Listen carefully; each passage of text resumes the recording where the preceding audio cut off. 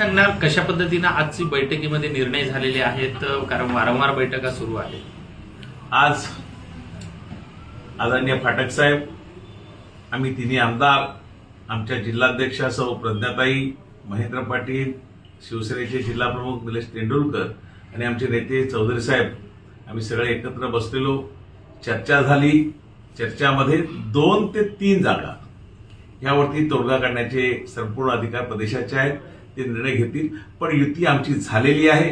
उद्यापासून याचे फॉर्म भरण्याचा कार्यक्रम चालू होईल. आता किती जागेवरती नेमका तोडगा निघालेला आहे आणि किती जागा भाजपा लढवणार आहे आणि किती जागा शिवसेना लढवणार आहे? शिवसेना मी सांगितल्याप्रमाणे 24 जागेवरती निर्णय झालेला आहे. बाकीच्या जागा आहेत त्या संदर्भात आज संध्याकाळपर्यंत आमचे वरिष्ठ आहेत माननीय किती जागा मुख्यमंत्री. बाकीच्या म्हणजे 2 ते 3 जागा, 4 जागा असतील तर थोड्याफार जागा आहेत. म्हणजे तो निर्णय होण्यासारखा झालेलाच आहे. त्यामुळे उद्यापासून आमचा फॉर्म भरण्याचा कार्यक्रम चालू होईल.